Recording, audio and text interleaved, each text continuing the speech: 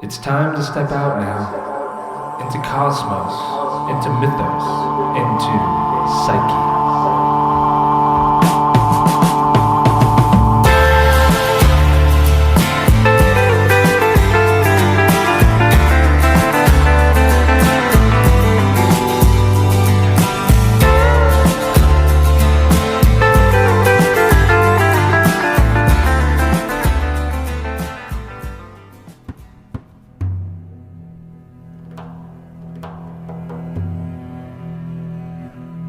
I am here, this moment,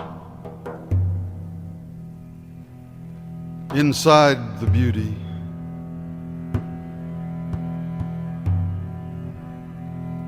the gift God has given, our love.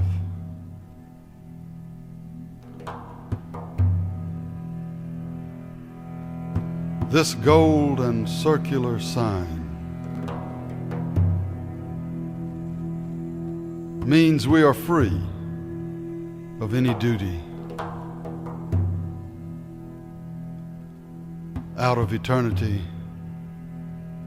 I turn my face to you.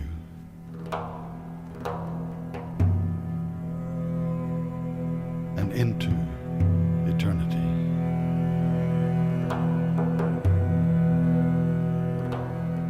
We have been in love that long.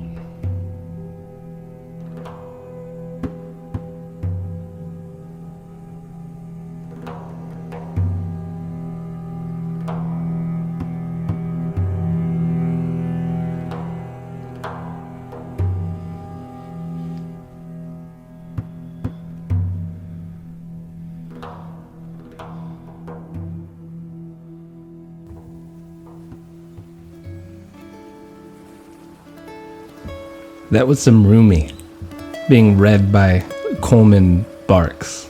I am here. And welcome to a show for Venus, all for love. And that's Moe's in the background. So as everyone navigates this gauntlet of Mercury's medicinal tricks and sifts through, around 10,000 posts we can estimate on social media about the eclipses and the Boneyard Trio in Capricorn, it's Venus who has slipped out of view, no longer in the morning sky to greet early risers with their tea and their sadhana. She is swimming towards her Kazemi moment that happens on August 14th of 2019. One way of seeing this time with the goddess is as an underworld time, a kind of underneath. Another is that she's under the beams, thus losing a bit of her power due to the radiance of the sun. From my vantage point, it is when she begins to mature, though, through an internal gazing. It's the midpoint of her cycle, the one that began in Scorpio back in October of 2018. This is her flowering.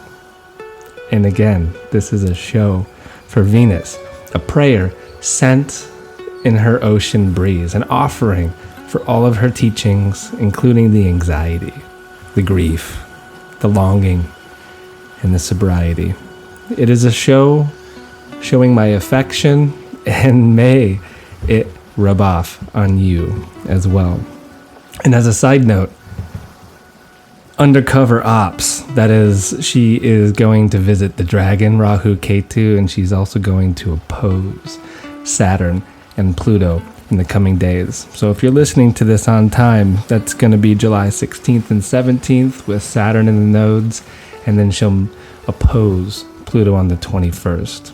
Have a little hermetic romance as well with Mercury. Meet up with him on the 24th/25th-ish. So to truly begin, I think it's important we sail back a bit to gain some beautiful perspective on her ever flowering patterns, that it's every 8 years that Venus returns to the same area of the sky, same part of her cycle.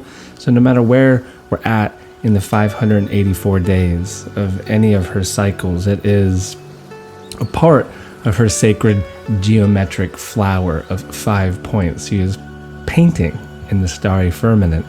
So the one that we're in now, again, is the Scorpio cycle. It is that part of the star, and it began in the fall of 2018, October 26th to be exact. I think it was at 3 degrees of Scorpio. The one before that was the fall in 2010. The one before that was the fall in 2002, and you get the idea. So what does it all mean? Well, every Venus synod is an opportunity, I feel, to deepen our relationship to her, flavored by where it begins, by sign, house, aspect. And what is it that we're really working with? Well, it's her. So we're working with the goddess, we're working with the feminine, we're working with love, what we value. Something like the eternal pursuit of soul making between Eros and Psyche, perhaps. Where Venus might be the one playing the puppeteer. And more on this, I will reference throughout the show. The story of Psyche and Eros, or Eros and Psyche, however you want to order them. It's an old tale, one that was very much popularized by Apuleius in the 2nd century AD, and it's a tale that concerns the overcoming of obstacles to the love between Psyche, which is the soul or the breath of life, and Eros, desire, love. And it finds, hopefully, what it means to find union and coming together. But there are a lot of trials and tribulations and many allegories that can be extracted from this story. And in my opinion, it's the most educational tale that I've ever heard about romantic love. And Hillman's explored this, Marie-Louise von Franz has explored this, Eric Newman has explored this, Martin Shaw, many others. It's a popular story, and it's probably one of the most loved stories of classical mythology. You see, Eros, or Cupid, is the son of Venus, the personification of intense desire. And he was depicted always as shooting these arrows into people in order to make them ravenous and lacking logic because of the feelings that were coursing through them. Psyche, the ineffable mortal beauty who personifies the human soul. In fact, she is the symbol of the soul purified by these passions and misfortunes, and who is, we'll say from now on, prepared to enjoy eternal happiness. If you're not familiar with the story, you can get familiar through the names I already mentioned, but just a Google search away. There's many, many different takes on it online. I'm sure there's YouTube videos as well where you can listen to a telling of it. My preferred telling of it is the way that Martin does so, and it's actually written out in the final pages of his new book, The Night Wages. It's a wonderful take on the whole Eros and Psyche story, and I do highly recommend it. All of his work, as you guys know, and you ladies know, I refer to him often. And it's in this story, the reason why I want to reference it throughout this show, that we find some ultimate lessons, that there can be no love or connection without the 3 T's, that is trust, trials, and of course tribulations. That, strangely, the trust part specifically was also my grandfather's last words to me. It was the advice that he gave to his younger self with a question that I had asked him. So the trust, the trials, and the tribulation. I think it's how true soul making occurs. And this union that we are all after has to also occur in alliance with the natural world. So confusing Eros, or personal love, with the trust in nature or the goddess, the agape, will always lead us into despairing, feeling alone on the dark mountain, trusting the wrong voices and their terrible counsel, right? And so it's the perfect story, I think, for understanding our journey with Venus. It reminds us that all we hold so dear in this dimension are just simple drops of water that are all trying to find their way back to the ocean that is Venus. And we must remember this and never forget this. Because, well, as Hillman points out in Myth of Analysis, that this story is fundamental to depth psychology and dares to even say that it's more important than the hero's journey or the mono myth. That Psyche is the personification, again, of soul, but also anima, the creative principle. And if soul making is the goal of psychological life, and Hillman points out that we must be transformed by the love aspect, that the hero's journey, not to say that it's egoic, but it's more of an external pursuit of something, whereas this story of Eros and Psyche is how we get completely transformed by what we are connected to, what we are attracted to. And this, to me, is the Venus cycle. Marie-Louise von Franz has a great book, The Golden Ass of Apuleius, in which the story of Psyche and Eros is found. As most of you are familiar with Jungian concept, you know that the inner feminine of a man is known as the anima, while the inner masculine of a woman is known as the animus. And she points out that the leading female character in fairy tales, they don't always represent women per se. They sometimes depict the anima of a man. And so she considers the Psyche and Eros myth to be just one such story where the feminine character actually represents symbolically the anima of a man. The distinction is important because if the female character in a story represents the ego of a woman, the message will be quite different than if the female character represents the anima of a man. And so in the latter case, the story will likely be offering some way for greater integration of a man's feminine side. Doesn't mean a woman can't learn anything or profoundly a lot from this story. It's just her perspective on this whole thing. And so bear with me. I'm slowly making an essential point here. And there's this idea that it really gets to the heart of all work, I think, with both Venus and Mars. And again, we turn to Hillman in his book, The Thought of the Heart and Soul of the World. He writes about beauty in an interesting way. And so I read from this. Following the signals of beauty and ugliness is an Aphrodite mode of imagining individuation. This mode maintains Psyche always in Aphrodite's temple. So Aphrodite as Venus, of course.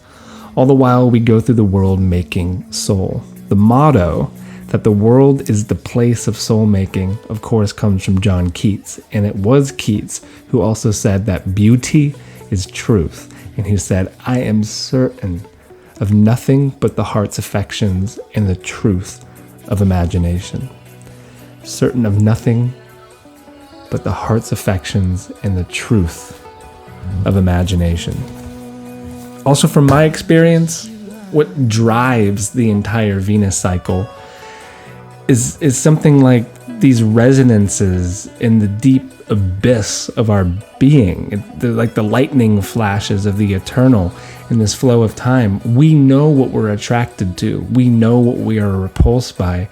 And by tracking these ideas or these feelings, this aesthesis, as he would also say, we're dancing with Venus. And when we have the context of her entirety in this cycle, we can watch what we are connected to at the beginning and how it falls away and comes back. We can see time in an entirely different manner.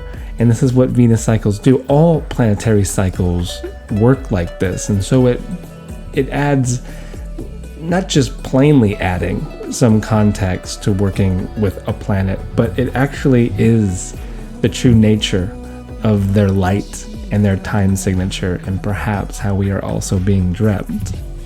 And so in light of Venus, it's also this concept that every true love and friendship is indeed a story of unexpected transformation. That if we are the same person before and after we have loved, or before and after a Venus cycle, it means that we haven't loved enough, that we haven't tuned our heart well enough to Venus. And I think that idea really gets to the center of this Scorpio cycle that we are in. Essentially, you probably haven't learned too much yet about Venus, but what if I said that, again, by tracking her movements through the sky, morning to evening to no sky at all, through her stories where she appears like Psyche and Eros, and also our own stories, that we might realize that we are indeed being dreamt by such a goddess, that we might be forever trapped in Venus's temple, going through her tests until we have proven our worthiness in the dragon waters, or by going to hell and coming back again.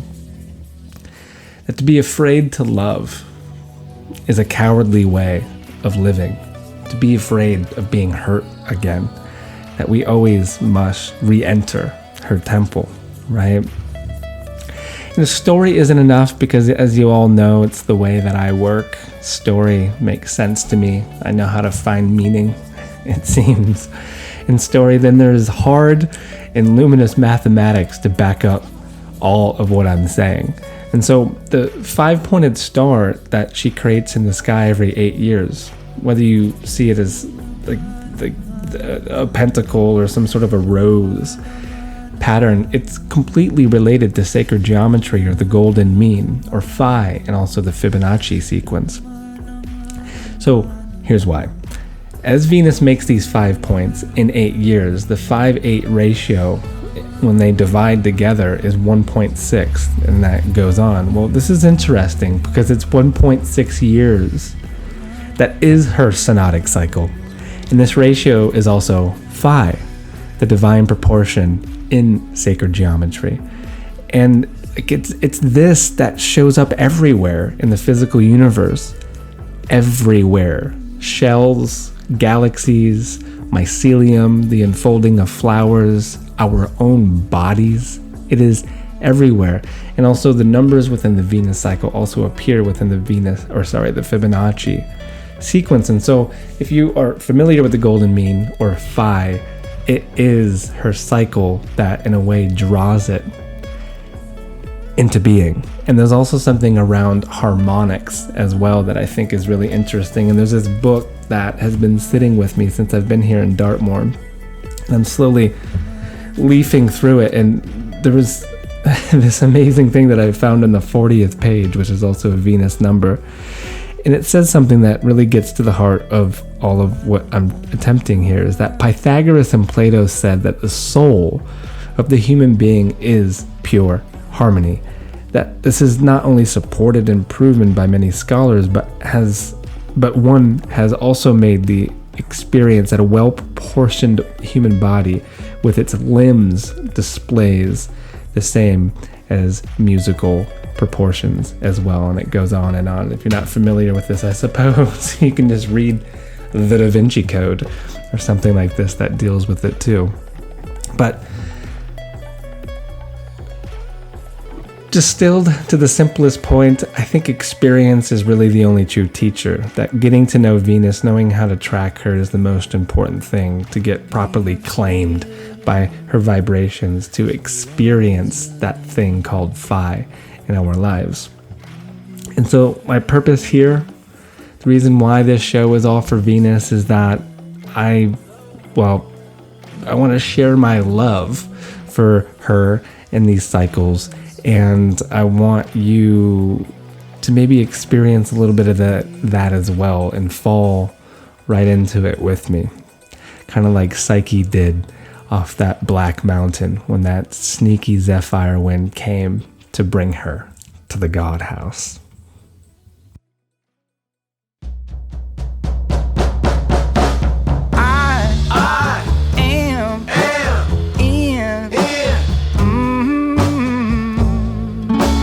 Deep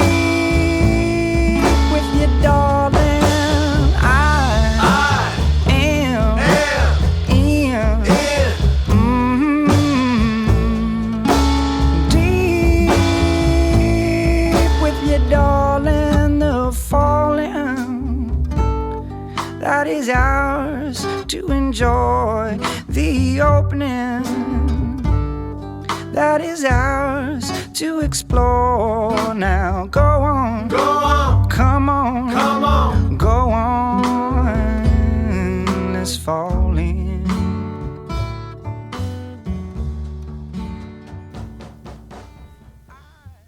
That's some Sean Hayes, When We Fall In. I'm going to use a lot of music in this podcast, so if you're into some of it, support them, go to their concerts, purchase their albums. It's the spirit of me sharing it and also making it weave with meaning with everything that I'm talking about. So yeah, Sean Hayes. And also if at any point during this podcast you feel your heart kind of doing this flowering thing and you're making all these connections and you're experiencing phi kind of emerge in your experience, you can go to patreon.com/AdamSummer and support the work and future podcasts. Or if you don't have $1 or more, you can just go to iTunes or your podcast app that you're listening to this on and leave some stars and or a review. So every Venus cycle begins when she's retrograde. The retrograde always begins in the evening sky and always ends in the morning sky, but the cycle begins in between. And this again happened last fall, October of 2018. It's a great time for combing out those heartstrings and also having twin flame garage sales. If you're not familiar with what those are, I do believe I've done a podcast on it in the past. And with all the 4 sections that I'm going to break down with Venus's cycle, I'm going to kind of add image or a little piece of the Psyche and Eros story. So if you have no familiarity with Psyche and Eros, well, maybe you've seen Beauty and the Beast, maybe you've seen Cinderella, maybe you've seen The Little Mermaid. Like all of these stories to some extent take from this story. It's not the same story, but they take from a lot of the themes of it. And so when Venus is retrograde, kind of like when any planet is retrograde, it is closest to the Earth. And so the themes around that planetary archetype are very alive. And with her, it seems that all of our connections are questioned. The goddess is close. And at the beginning of the Psyche and Eros tale, we have this unbelievable mortal girl named Psyche, who is being claimed by all of the people all across the world as the new Venus. That Venus's temples are barren, ashen, the fires have gone out, there's monkeys flinging shit at one another in the halls, and people have completely forgotten. Instead, they are propitiating Psyche herself. And this is a terrifying moment. And I think it's a moment that always, when I think of the beginning of the Psyche and Eros story, of us forgetting the true name of love, the true name of the goddess. And also, I mean, poor Psyche, like she isn't really into this idea either. I mean, she's worshipped, but she is alone. That her sisters are married. She's not. She's just confused. And this idea of the soul being Psyche, and for us just yearning for that union, but not being able to, that we can experience praise and that we can have the adoration from mother and father and friends. But there is always a part of us that is longing for that union. And when Venus is retrograde and she comes close to the beginning of the cycle, there's always a confrontation, I think, with this. And depending on the sign, depending on the house and where it's happening, it's going to emerge differently, of course, but it is a confrontation with her. And I think that we become pretty clear by the end of the 40 days of her retrograde about what it is that we need to dial in a little bit.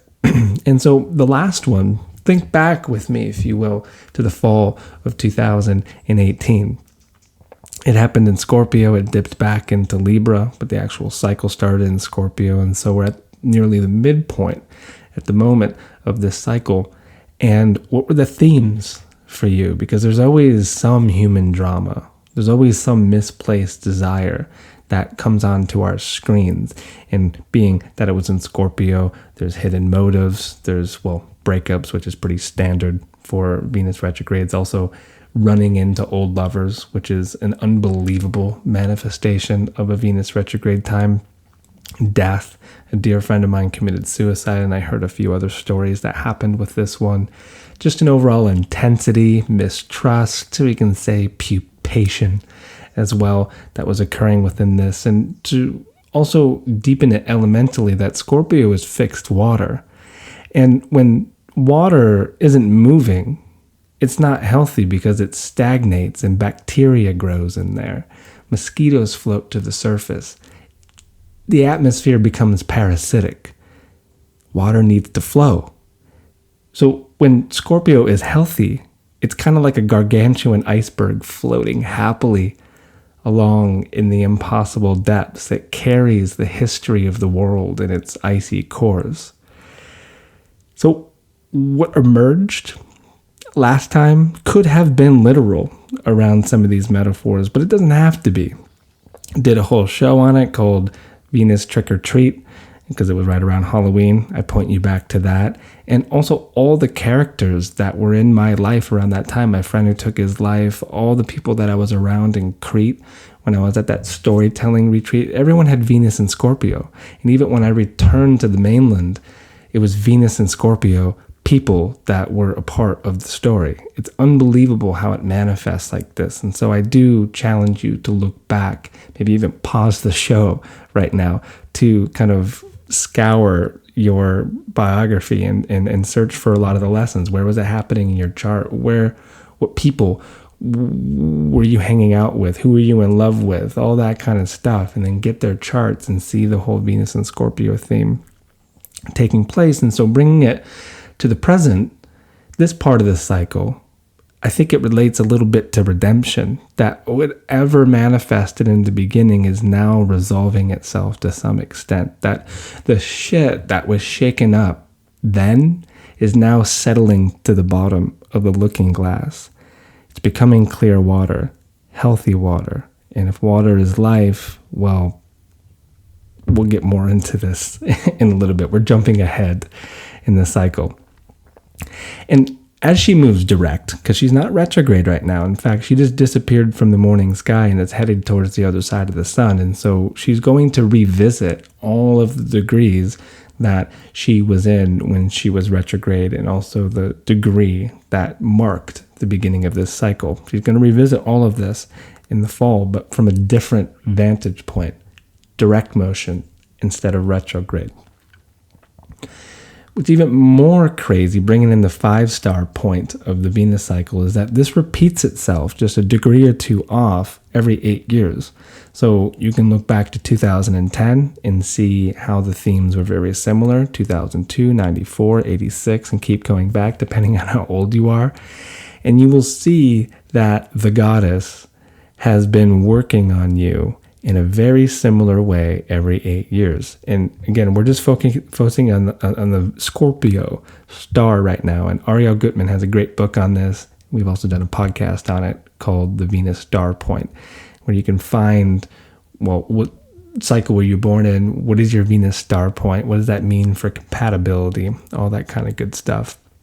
And so as a quick example, for myself, in the fall of 2010, that top 5 darkest periods of my life. I even have a name for it. I called it the snake pit. And I found myself living with this person who was very mentally ill and would cyclically, in his manic cycles, attempt to destroy me. Not physically, he wasn't like that, but through social media and doing weird other things within the community. Just we'd be friends one day, and then I would get home and then see just 10,000 words on my Facebook page or something like that of him just going off. And it was so dark, so hard to navigate that. Mental illness is a really tough thing. And I don't know, there was a lot of lessons with that. There was more. And then I connect it to what happened in last fall in 2018. I can call that a snake pit too, Kind of. It was a different kind of a snake pit, and it might be because I have a Scorpio moon and Venus is really working my moon during these times. But again, she's working our fixed water. And so wherever the swamps are at in our being, we are hanging out there, at least at the beginning of it. And then we get to go away from the swamp and attempt to heal whatever came up through our relations or through our internal struggles. But it's all about soul making. It's all about getting closer and closer to the sacred union that we're all after. And so there are ghosts. There is a need for bird's eye views. There are guns and roses. There are so many themes, critters as well. Like Scorpio is the sign with so many mascots, right? You have scorpions, you have snakes, you have eagles, phoenixes. There's so many animals that kind of help us understand the network that is this complicated sign of our psyche. And this is what Venus is working on in us right now. And so sit with that as we segue. Well, you're somewhere in between, fast asleep, fly and dream. I'm a ghost to you, here it goes to me, a bird's eye view, San Luis.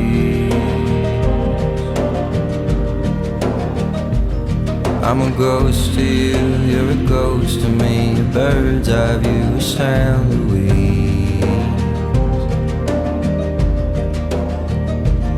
I'm a ghost to you, here it goes to me, a bird's eye view, San Luis.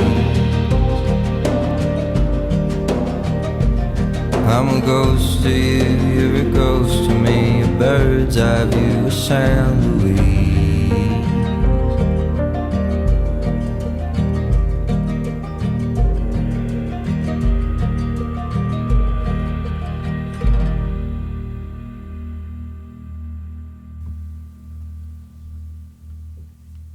Gregory Alan Isaacoff, San Luis.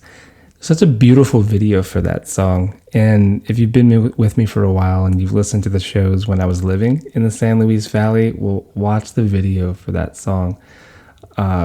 It captures it like I've never seen. It's really beautiful. So now on to the morning star phase, remembering the goddess. This peaked at the beginning of the year. January 6th was when she experienced what's called maximum elongation, the furthest that she got from the sun. And when we're in this phase, when she stations direct, or she is, direct, she's the brightest, or around maximum brightness. She's definitely the furthest from the sun, and the themes are carried strongly from the retrograde. And this is a very yang part of the cycle where new connections are made. And also what was interesting about this time is that it was between eclipses, kind of like right now, right? That this was 6 months ago in the dragon hole, and all these new connections were being made that I think were helping us to heal from whatever came up in the brackish waters of that Venus and Scorpio. That new connections are made. We dance with it for the time that has been since, say, the end of the year, beginning of the year till now. And then they go through this phase shift that I think we're in at the moment, when Venus then disappears from the morning sky and the light begins to dwindle with a lot of these new connections. It's not that they go away. It's just that they go through a phase shift. And there's something going on here. I think it's a really powerful idea if you can see it clearly. And well, speaking of seeing clearly, like there's this story I want to share that is happening as I'm here in the UK. And it was during this Venus retrograde, or the beginning of this Venus cycle, when I was in Crete again, and I met a ton of friends at this week-long storytelling deal that were from England. And so here I am, and we all seem to be here in Dartmoor at the moment, yet I haven't seen anyone but one of my favorite friends that I made there. And I knew he was smart. I knew he was talented, but boy, I had no idea until we met up in London. And I had this experience at the astrology shop where there was this kind of carousel with all these little books on it. And it like brought up something. I was like looking at these little books that are really cute, and like there's books on dragons and Celtic patterns and Avebury and Glastonbury and all these things. I was like, wow, this is a really good idea. And then I opened up these books. I'm like, wow, these are actually really good. Little compact books, all different authors. And I was like, but the cover, it kind of looks like the book that Adam sent me that he wrote. And I couldn't find it in the carousel, but the next night we were out to dinner and he brought me one. And I was like, wait a minute, I got one too. And I busted out mine on dragons. I was like, oh, I got one on dragons and yours. Well, yours is on Celtic patterns. And he did all the drawings in it. It's just a mind-blowing little thing. And if you want to check these out, I do highly recommend it. They're called Wooden Books. You can just go to woodenbooks.com. And the one I'm about to reference and read a little bit from, is from his, the Celtic pattern. And there's this little chapter in it called Faces of Other.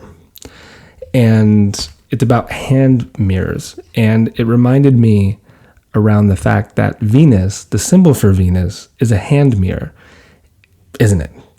And it's a really interesting thing because hand mirrors, I think, have a lot of function, of course. Like it's good for seeing and mirroring. But like in the ancient world, it was a status symbol. Like not everyone had hand mirrors back in the day, right? And so to have one of these, especially with the incredible designs that are on the back, which he draws out here in this book, is pretty interesting. And he goes on to say that here in the UK, where is it? That perhaps women with these were seers, that the mirrors were used for ritual rather than reflection. Mages and artists have long scribed shining surfaces to stimulate vision. Animal faces, maybe guardian spirits. They're not quite semistry, a crafty device. Okay, that's confusing. But the idea of these mirrors not only being for the vanity purposes, that's also found in the Psyche Eros story, but for scrying, for augury, for divination. And, well, that is the symbol of Venus. And I think by working with her cycle, just like we've been doing so much deep work with the Mercury cycle over the past 4 months, is no doubt a way of working some really powerful astrological magic. So moving forwards, looking backwards is the subtitle of that. And I loved it because part of me bringing this up is, well, that's an interesting point about Venus, but also how the new connections I was speaking to. So I met all of these folks at the beginning of the cycle, and now here I am at the midpoint of the cycle, and they're all around me, right? And I'm also in the place where Martin lives, actually. I have not seen him. I'm not doing anything with him this time around. But, you know, it's definitely a fascinating way of seeing all of it. And again, I point you back to the Trick or Treat show that I did at the beginning of this cycle because I talk a lot about this. So we're also in this point. So she's fallen from the morning sky. She's speeding up. She's swimming fast towards her Kazemi moment, going towards the evening sky. But we are in between two eclipses again. And there are dragons in the Psyche Eros story. She's set to marry one. And also there is dragons in one of my little wooden books with a subchapter entitled none other Signs of the Goddess. And I do want to read from this because it's a really powerful thing because it emerges over and over and over in stories. Like every great story has a dragon or a snake in it, right?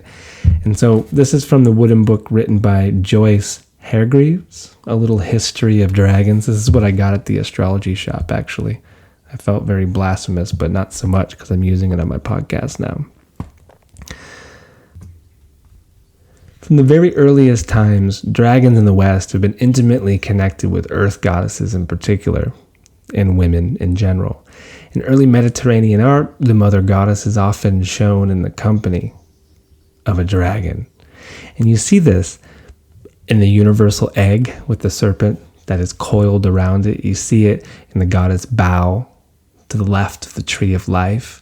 You see it with Egyptian goddesses like Neith. I think that's probably not how I pronounce it, but she's got the golden cobra going on, which also is, of course, some sort of a symbol here of dragon power. And it goes on, but I just think it's really fascinating because it is pointing at, sure, the life-giving powers, but also something around the fear, too, that comes up around this, that the dragon energy, the serpent energy, is it Kundalini? How does this relate to Lilith? And probably 10,000 other ways that this can express between goddess, serpent, and dragon. Before all that slithering into ecstasis, we all must experience, I think, some sort of despair, heartbreak, the fear that comes up around such forces. Not just the dragon, but the goddess herself as well. And of course, this shows up in the story of Psyche and Eros. And I read, Psyche believed that all was lost. And this is at a despairing moment in the story. She left the palace or the god house and she threw herself into the river. But the river, fearful of offending Eros, bore her up and carried her to the opposite bank. There, Psyche encountered the god Pan. When he saw the forlorn girl, he immediately knew that she was suffering the pangs of love. Do not try to kill yourself, he advised, but go instead to the god of love and plead with him. That, of course, is Eros, her lover. Which I think opens us up to a few things. One of the most important and also related to this part of the cycle is forgiveness.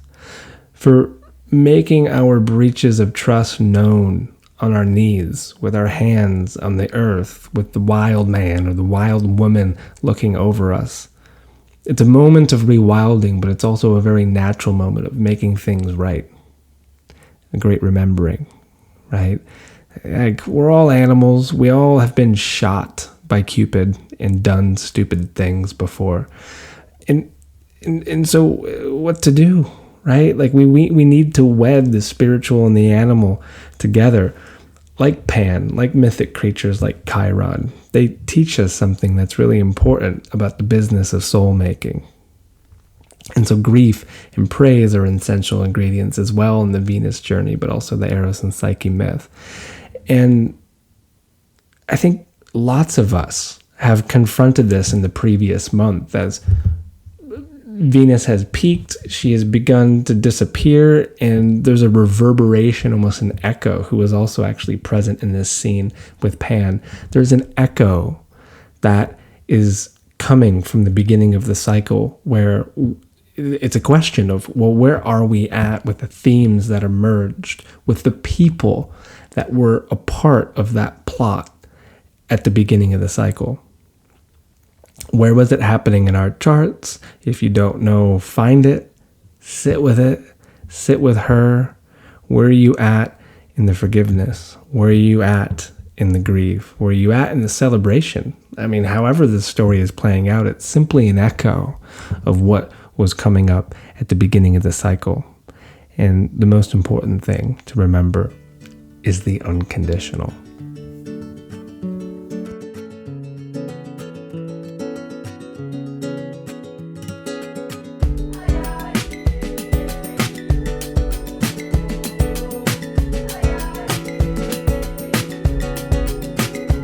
Unconditional, Venus by my side, uncontainable. Nowhere you can hide, it's something to know. No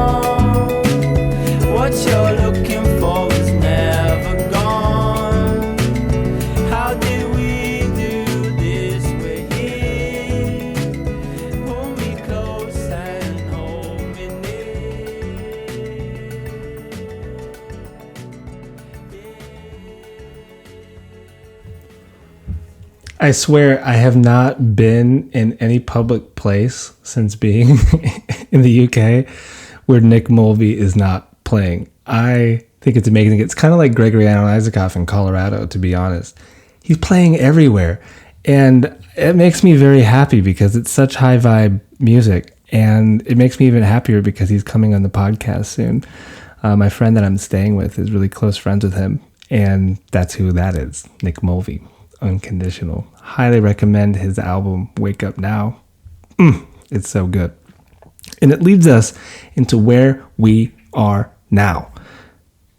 The descent, the chasing of the goddess. This is the part, again, around redemption and resolving so much that came up at the beginning, or so much that has been being worked on since the start. And it begins with her descent, her disappearing act from the morning sky, where she heads to the other side of the sun. And I think that it's a really cool moment where we're able to see all of the connections that we have made, not just to humans, but connections to new music, connections to new art, connections to new things in general, and how they begin to braid tightly. And there's a strength to it. There's a radiance to it. Soul contracts can also be born at this time, and the idea of soul making begins to make sense again. In the story, I think what's curious, like it's hard to overlap, like, well, where in the story are we with Psyche and Eros, with the descent of the goddess? I mean, there's a lot of things, like in the Anima myth, which really tracks the Venus cycle, it's easier.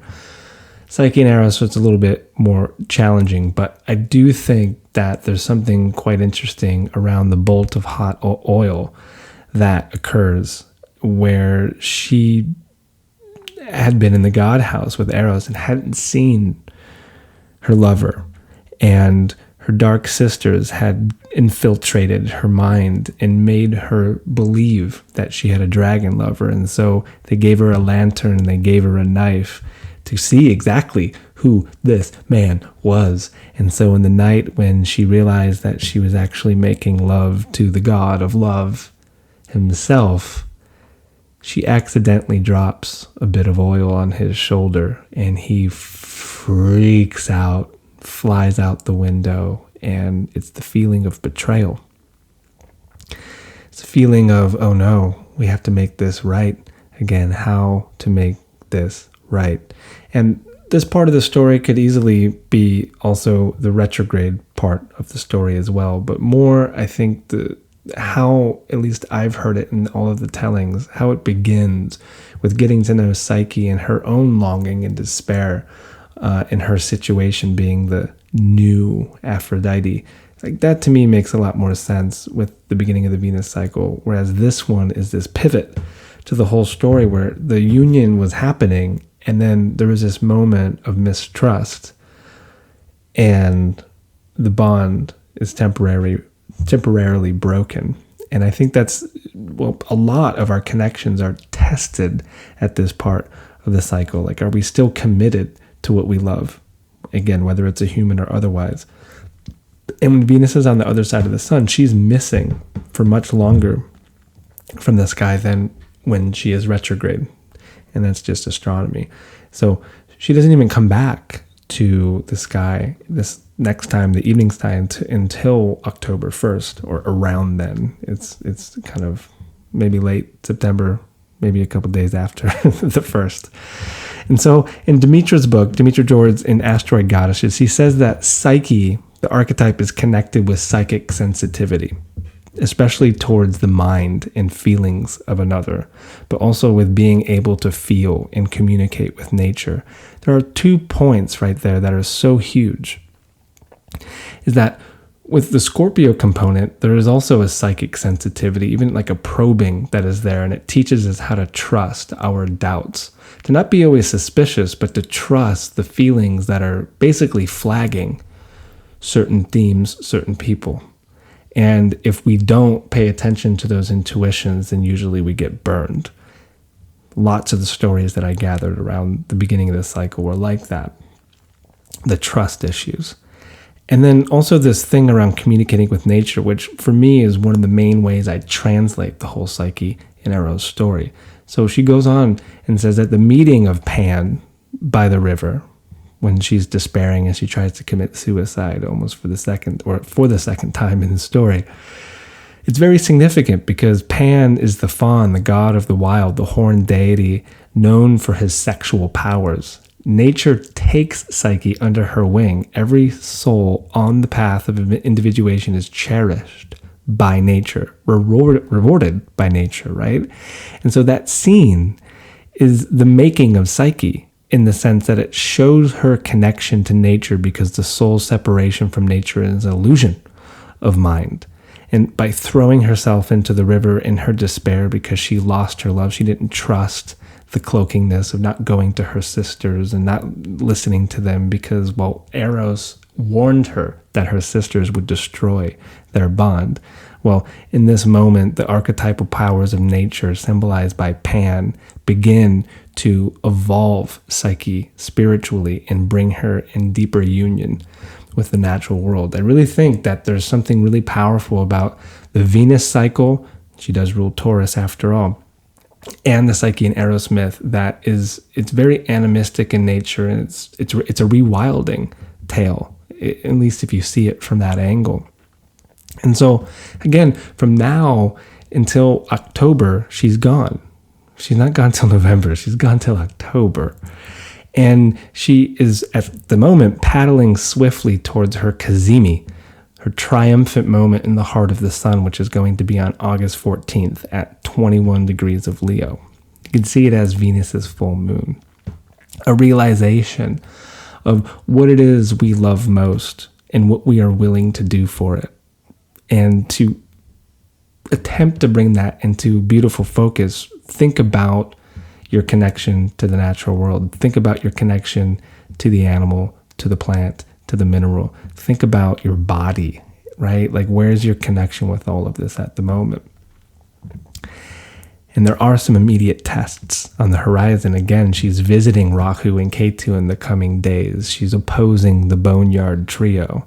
And so it's very important that when these tug-of-wars begin, that we don't despair, but instead we remember that, well, the goal of living is to kind of make our heart match the beat of the universe, to match with nature, right? Like there's a matching that's going on. So great minds, they don't think alike because it's a greater mind, I think, that is thinking through them. So like when you feel resonance by listening to this podcast, or you feel connected to me by listening to this podcast, it's not necessarily me.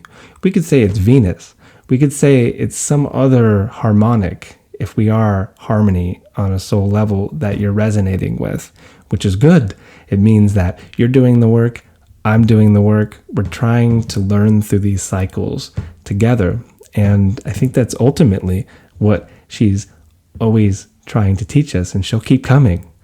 She'll keep coming around and around and around over and over until we get the message, until we realize what is most important, what, aside from food, water, and shelter, we actually need in our lives. We do need that union. And sure, Eros in a personal love sense is absolutely exquisite, but there's also the agape, and there's also the remembering that everything that we love and are connected to are those drops of water finding themselves to the ocean that is Venus. And if you feel far from it at the moment, well, soon I'll come around, lost and never found, waiting for my words, seen but never heard,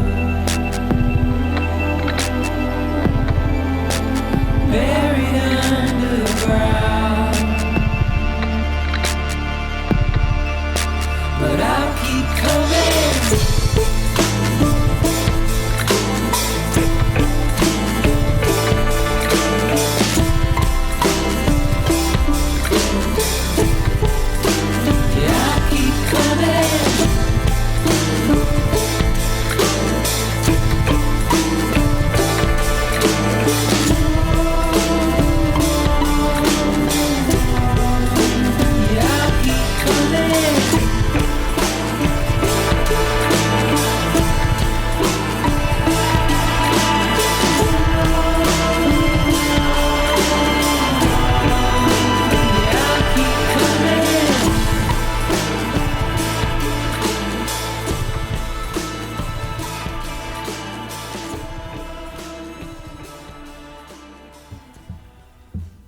That was Low Roar. I'll keep coming. I don't really have a story around him. I just love him very much, and I thought that it related for that moment. That weaves us into the evening sky, meeting the goddess again. And when she returns at the beginning of October, all the lessons around Eros and Psyche in our own lives will hopefully have been transformed. That this whole soul-making process and the reconnection to the erotic, to our creative potency, to the ability to attract exactly what it is that we need, not what we want, or to repeat the same unfermented lessons of the heart over and over. It's not done any longer. Hopefully it's done because we've done the work. And out of the 5 star points, it is, in my experience, and it might be a bias again because I have the moon in Scorpio, that it's the most intense of them as far as the work that must be done. It just really brings up a lot. It could be because of her detriment. It could be because of a lot of themes. But my own observation is it just brings up a lot. And if you're still with us, if you're alive and well, if your heart is still beating, it means that you've done a great job. And when Venus makes it back to the evening sky, well, that's my favorite way of sitting with her, to be honest, because it's usually the only way I can catch her. I haven't been an early riser throughout this cycle. I've been all over the place, so it's been really hard to get in the rhythm of seeing her. But I've definitely seen her a few mornings. I have, but in the evening sky, I never miss her. And so again, she's coming back around October 1st-ish. And so from now until then, there's a lot of work that she's doing in the underneath. And she intentionally is there for some reason.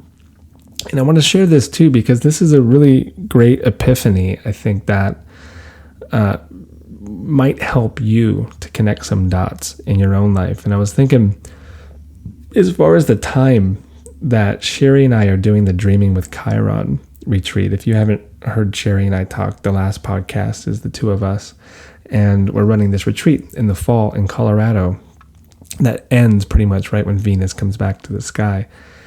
And it dawned on me, I'm like, wow, we met 8 years ago when Venus had just come back to the sky. And I remember that very clearly because the day that we met, we also went to these hot springs up in the mountains. And I remember seeing Venus and pointing out Venus to her and our friends that night.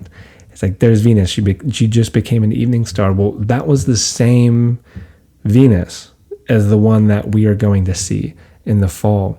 And so 8 years later, well, here we are running our second retreat together. And I just think it's such a beautiful thing because there's the smaller cycles, like just working with a cycle, and then you can connect them throughout time in a way and see how they braid through our hearts, right? Like we always have to untangle our heartstrings. We always have to make sure that all of our connections are clean, all of our relations are good, because they're meant to create these beautiful patterns, these amazing pieces of work within our own hearts, and then that, I think, reflects out into the world. And with the journey that Sherry and I have been on, we talked about it in the last podcast, and to see that it connects to the Venus cycle like that was something that it had passed me. I didn't make that connection until I was preparing for this podcast. And so I think that's so cool that at the end of our little Asclepion retreat, in the same place, almost exactly the same place in the mountains, Venus will appear in the evening. And it's also a Libra new moon, so it'll be a dark sky moment. Oh my God, I just got goosebumps, actually. I just got goosebumps. And it's an accidental plug for the retreat as well. Like, there's a couple slots left, so if you feel called to come into Colorado in September, do reach out to either her or I. We have, a few slots left. So anyways, now we leap to the very end of my very disjointed way of working with this Psyche and Eros tale. Very Gemini of me. And it's because it's too big, the story. It's way too big for me to just tell it in this show. But if you want me to tell it, if you want to hear my telling of Psyche and Eros, maybe I'll do it as a patron-only show. That is if, 12 people reach out and ask for that. So you can do that. You can try to egg me on to get me to tell it. But it is at the end, after all the trials and tribulations, after the forgiveness, after everything that Venus puts poor Psyche through, that she is finally accepted in her eyes, but also in the eyes of the Olympians as a new goddess. She drinks the ambrosia. She becomes Eros's wife. And, well, the new child is born. And their girl, her name, pleasure, joy. So like when soul comes together with desire, when Psyche and Eros experience a union, what is it that we experience? But we experience true pleasure and joy. And if that not is one of the great purposes in our living, I don't know what is. And pretty much all interpretations of the myth that I've come across, there's this take on Psyche that kind of scorns her for her narcissistic, in quotes, wish to be beautiful for Eros. There's a lot of projection in this to an extent, and I think it's more of a symbolic standpoint of the soul desiring to be purified, to be a receptacle for the creative force, right? That there's this constant dance, like a Shiva and a Shakti type dynamic happening, and both sides need to be pure, right? And they need to come together and create something like ineffable joy, something like ecstasis. And I think that by the end of every Venus cycle, something has been purified, that something comes together in that way if we actually are doing the work and we are letting go and we're calling in and we're purifying the heart and we're praying and we're connecting to the goddess and we're doing our thing in the natural world as well. By the end of every Venus cycle, something like this occurs. I really think so. I really do think so. And my goodness, you bring in synastry, Time Lord techniques, astrocartography, composite charts, and you have the capacity of seeing like a god or a goddess, like Venus. You don't need to pretend to be one. Like it's there. Like you have all these ways of connecting the dots. If you actually like look at all these charts and track, well, what really has been happening since the beginning of this Venus cycle? Like how does it all come together? Well, I am going to be teaching a class on this on the 21st, and so there will be a lot of charts, and I'm going to go deeper into this material. So if you find yourself getting a little bit confused, there is that class I'm going to be offering. You get 50% off as a patron. And then there's many other Venus classes that I've done and also podcasts. And so if you just go to my site, holstoheavens.com, and type Venus into my site, like a bunch of things will come up and you can read on, listen on, and there'll be so much for you in there. And so if you feel overwhelmed by what I just did with all of this information, trying to do what I do, I guess, best, the Gemini thing, connecting all of the dots between these stories and these cycles and this, that, and the other. If you feel confused, just be patient with the entire process. Allow all of it to land. Come back, maybe revisit it in a week, re-listen again, look at charts, and get fine-tuned with patience.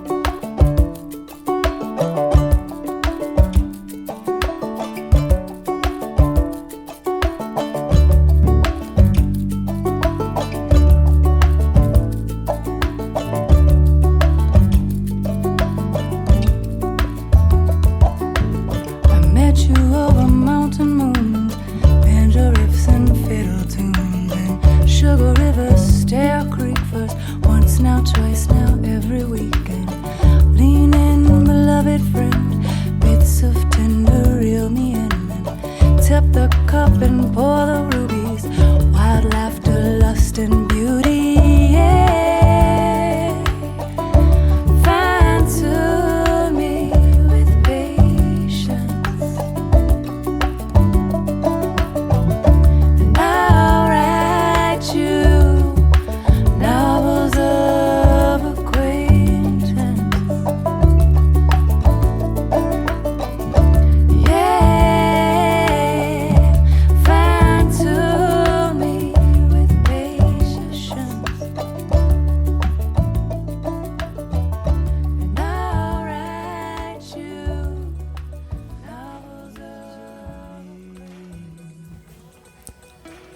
the Rising Appalachia Girls, novels of acquaintance, bringing us to this moment.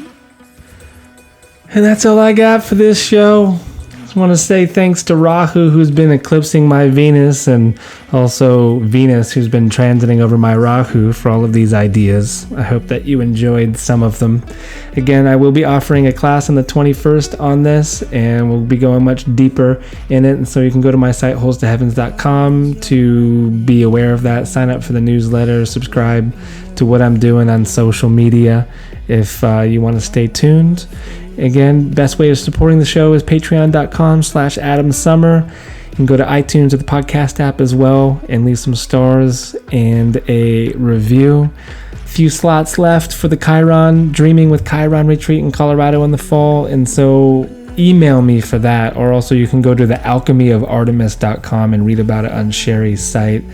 This podcast was brought to you by Solar Fire. You can use it to track her Venus, that is. And yeah, there's 2 asteroids called Eros and Psyche as well. I've tried to integrate them. Nothing's ever caught my attention though. I do know of them. I know that they're there. And you can play around with all of this with Solar Fire. And so go to their site, alabe.com, use promo code SOMA to get 15% off of Solar Fire.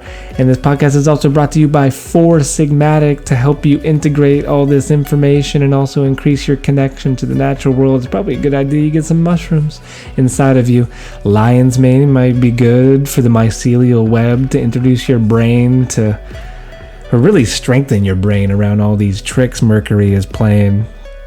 Yeah, as Venus tries to soar into the heart of the sun. So go to 4sigmatic.com, use SOMA to get 10% off any of their mushroom products. Also on my site at Holes to Heavens, I do this reading called A Venus Journey. And these journeys are my favorite thing to do.